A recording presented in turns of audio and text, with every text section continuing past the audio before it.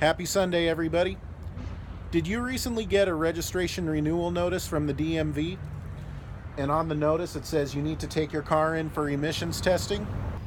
If so, then stay tuned, because today I am going to show you some perfectly legal tips on how to help you pass the California emissions testing. The first thing you'll want to do, if it's been a while since you've looked, is check your air filter. You want a nice clean air filter in your car that's going to allow the right amount of air into your engine to help it run efficiently. Now, with this air filter, it is a little bit dusty, but if you pull the air filter out of your car, and you can literally take your fingers and pull out the dust, the leaves, and other debris that gets caught in here, now would be a good time to replace your air filter before going in for emissions testing. Next thing to do would be to check your motor oil. New clean oil runs more efficient than old dirty oil, so if you're coming up due for an oil change, or you're even past due for an oil change, now would be a good time to do so before going in for emissions testing. Next thing, when you take your vehicle in for emissions testing, always take it in while it's at operating temperature. Never take your car in while it's below operating temperature. Reason being, your catalytic converter runs most efficiently when the vehicle is at operating temperature. If you take your car in while it's below operating temperature, you could fail your smog test. The best thing you can do, especially if the station is close to your house, take your car on a little drive before going in for emissions testing. This way you get it to them nice and heated, and you up your chances of passing. Next thing, check your gas cap. You'll want to check the O-ring on your gas cap. Make sure it's not cracked or torn or otherwise damaged. And the reason you want to check your gas cap is because if your O-ring gets cracked or damaged, it can cause an evap leak. Also, you want to make sure when you put the gas cap on the car, it creates a good tight seal. Reason being, if it doesn't create a tight seal, your fuel lines are not getting the correct amount of fuel. It's going to cause a check engine light, and you're going to fail your smog test.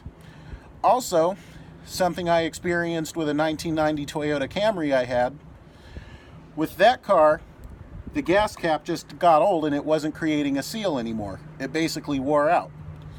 With that car, it didn't throw on a check engine light, but it was using way more gas than it should have been using.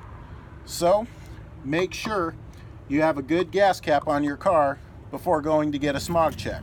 And the next thing, speaking of engine lights,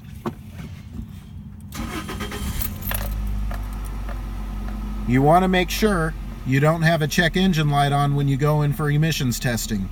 You will fail. If you like to live dangerously, you can hook up a scan tool to the car to turn the check engine light off, and maybe you'll pass, but that is a very strong maybe. Your best bet, if you have a check engine light on, fix it first, if possible. And then one thing, I'll admit I found out the hard way once. If you recently changed or disconnected your battery, don't take it in right after. And the reason for that is when you disconnect the battery in your car, you're also resetting all the data. So the main computer basically has to relearn everything, and if you take it in right after you replace or disconnect the battery, they're going to hook your car up to their equipment, and they're not going to be able to read anything. They're going to give you your car back and say inconclusive.